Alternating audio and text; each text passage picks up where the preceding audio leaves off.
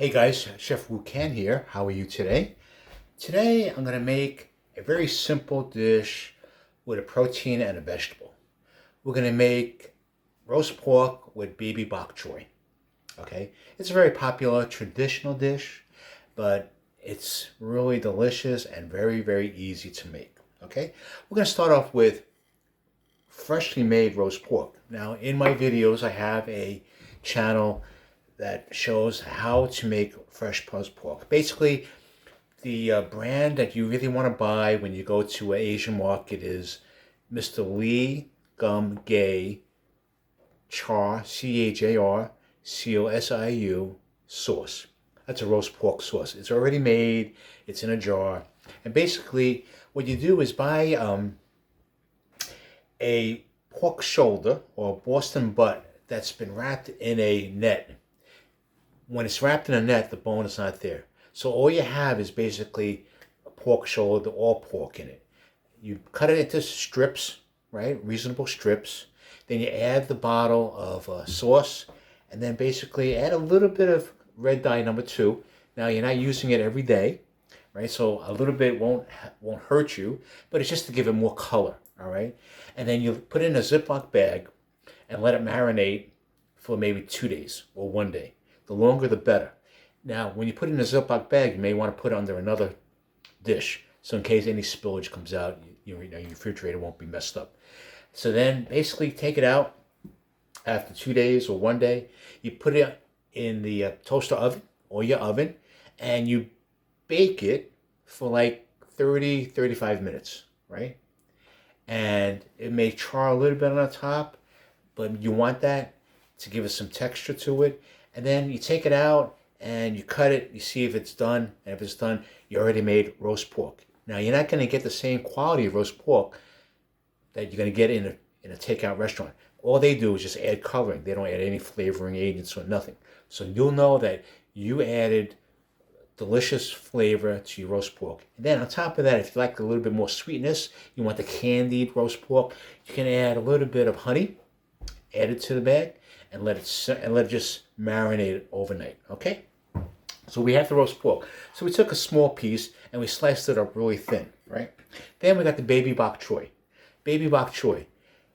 Now, most stores have the tall, bulky bok choy. It's huge. Well, that's what we're used to. That's what we see. That's what we buy. But basically, it's tough. So you want to get the baby bok choy. They're tiny. It's more tender and it's sweeter, all right? So I cut them in half to open it up so that when I rinse it, any sand that's in between the bok choy will be rinsed away. So you may want to do this a couple of times, like 3 or 4 times, rinsing it, draining it, rinsing it, and draining it, okay? We're going to use fresh garlic. Now, you can use the garlic clove and peel it, but I prefer to get garlic that's already been peeled. So for this one, it's just for myself, or maybe just use one piece of garlic. And this is my version of the garlic presser. A high carbon steel cleaver, all one piece of metal, right? Basically, when I'm chopping, I don't have to worry about the handle coming off. All right, so this is my garlic presser. Put the garlic on a chopping board with the flat end of the cleaver and just hit straight down. Then basically hold the garlic that's been crushed and chop it up.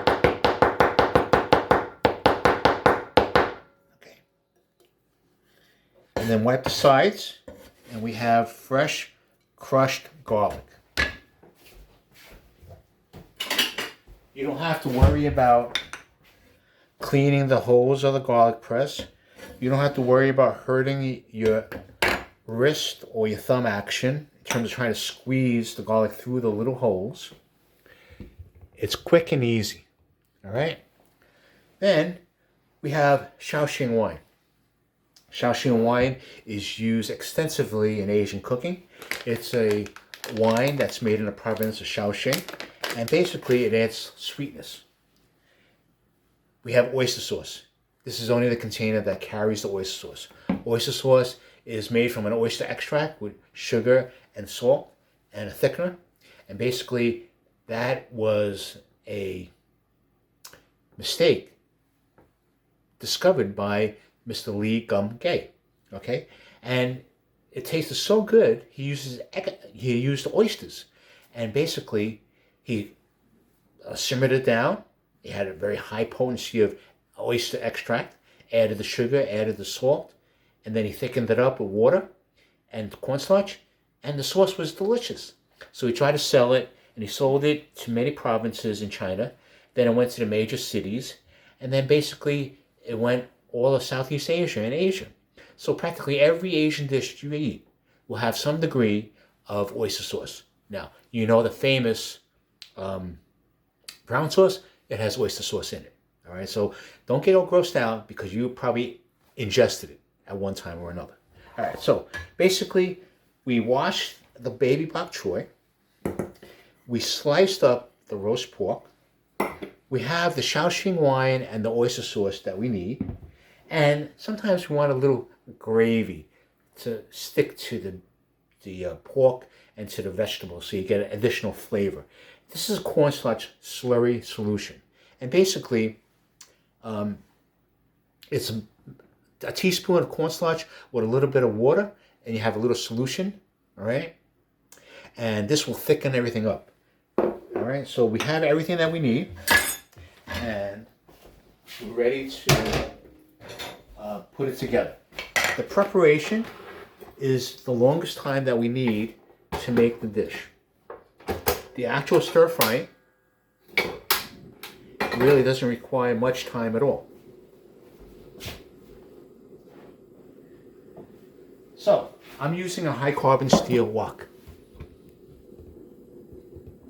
High carbon steel will enable me to cook at high temperature, right? By cooking at high temperature, I'm sealing all the flavors into the ingredients, right? I'm not using water to cook the vegetables. I'm just using the heat in itself in the wok, all right? It's sort of like a cast iron grill.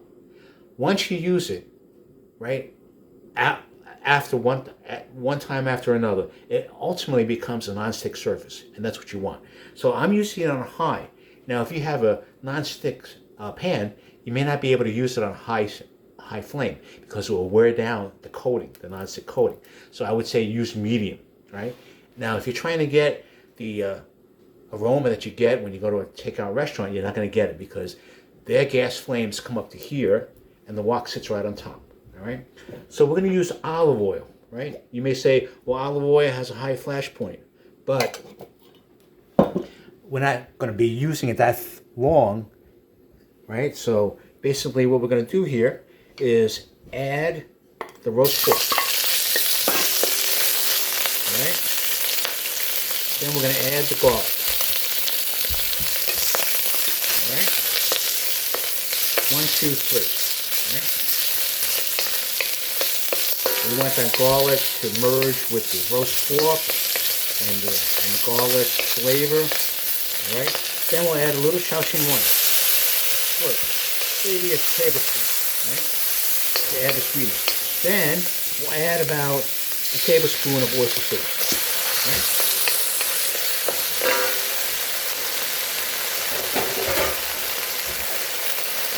Now you may like a little bit more gravy.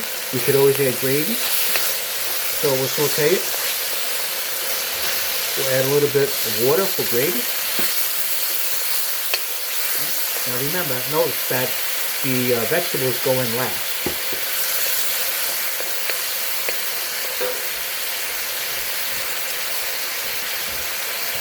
And you can add a little bit of white pepper, a dash of white pepper.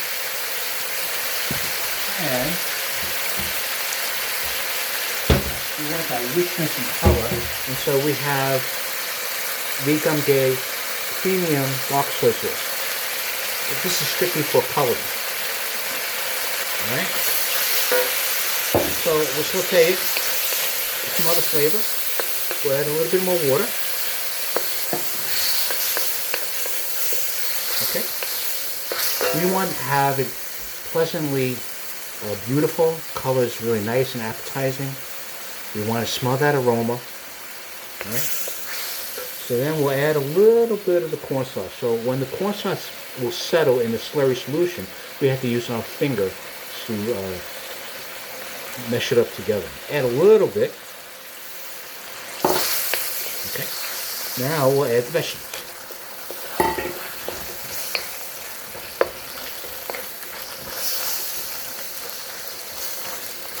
Okay. Then we'll add a little bit of the dark soy sauce.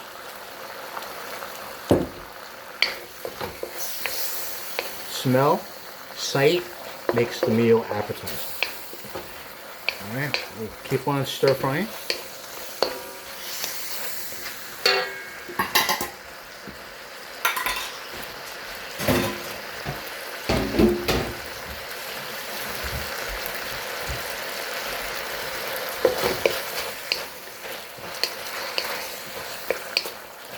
Now, with the vegetables, we don't want to overcook the vegetables. One of the beauties of stir frying is we want the vegetables to retain its crispness and nutrition. So the Chef Buchan's way of cooking vegetable is by color. You want to see the vegetables turn an emerald green color. Once you get an emerald green color, that makes the vegetables, it's not overcooked and it's not undercooked. Okay? It's perfectly al dente. Alright, that's what you want. Keep on stir frying. Get all that sauce and juice. Right? That's what you want.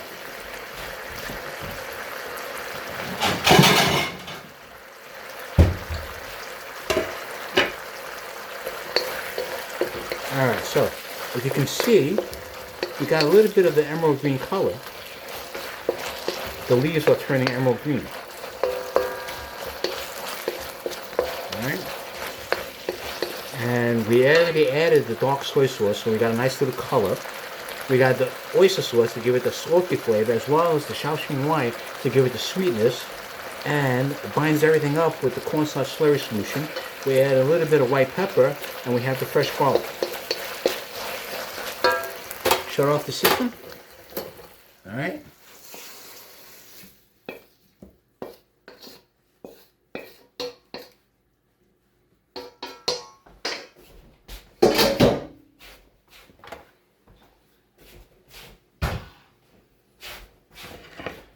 And there you have it. Roast pork with baby bok choy. If you guys were here, it smells delicious. So let's try it.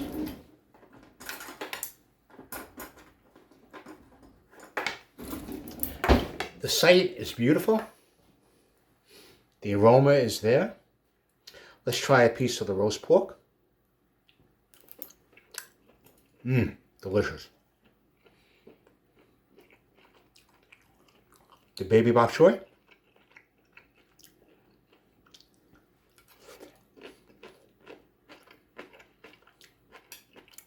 Perfect. That's all it is. Delicious. Now, I want to bring up this point. During the time that you haven't seen me for a while, I spent it writing my first cookbook. This is my first cookbook. The You Can Do It Asian Cookbook. It contains 25 recipes, homemade recipes from me that I've cooked for my family and relatives.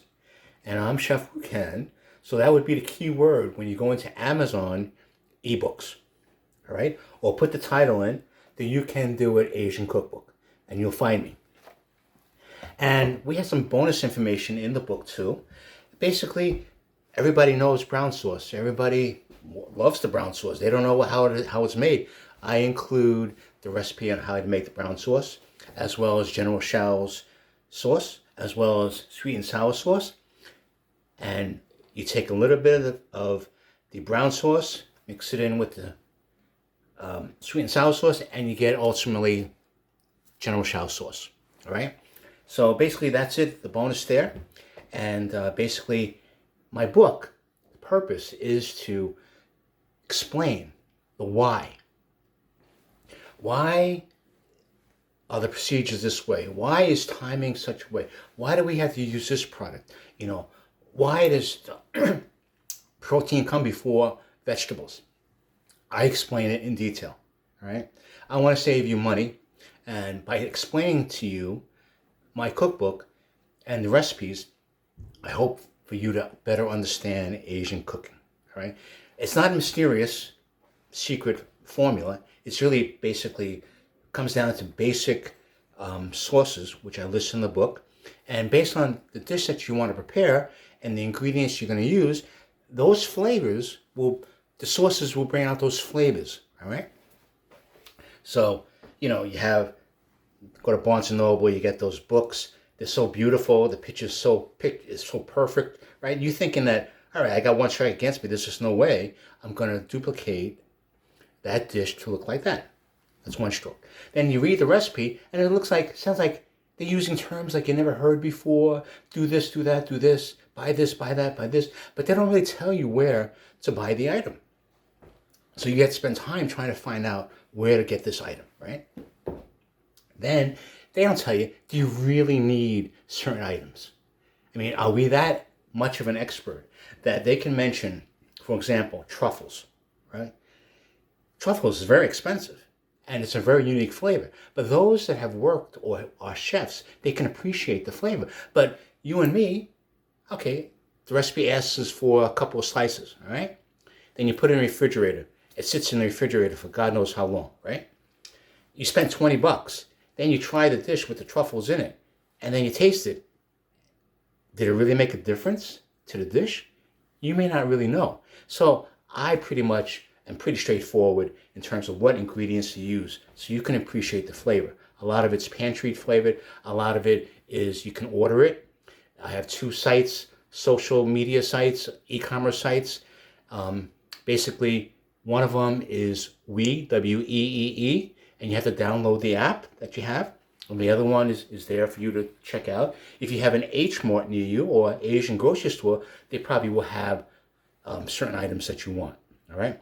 The items I show is what I've been using all these years, all right?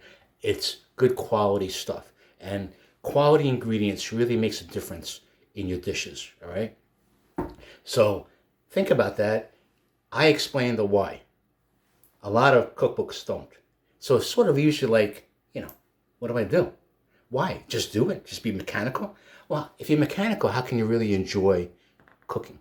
If you understand why, then you could basically be creative in terms of what you want to make your dish. You may want to add a little bit more salt, a little more sugar, a little more spice. Try this ingredient. Nothing is done in black and white. Everything is very innovative and creative. And keep in mind that the recipes I show are basically my recipes.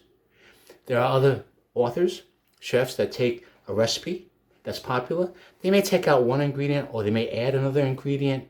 And then they take it because you can't really protect recipes, right? So let's let you know that mine is a down to earth. How I speak is how I write. And basically, you'll feel comfortable. And that's most important, feeling comfortable. I teach at the local college, A Taste of Asia in Maryland. And I tell my students, just go by taste. Try different flavors. Add a couple of different ingredients. I'm basically showing you what ingredients we use, but you can change it up a little bit. And they've done that. And they've created good dishes, and they really enjoyed it. So that's what I'm trying to tell you here. We made this dish. The preparation was the most important time used, but the actual stir fry was 1, 2, 3. Okay? So keep in mind that Chef Wu can, you can too. And check on Amazon on the ebook for Chef Wu Can and You Can Do It Asian Cookbook, right? Some people like it on e-form. There's an e-form to it. Some people just like the paperback, all right? So either way, you have any questions, just let me know, all right? Thank you very much, and aloha from the great state of Maryland. Okay, bye-bye.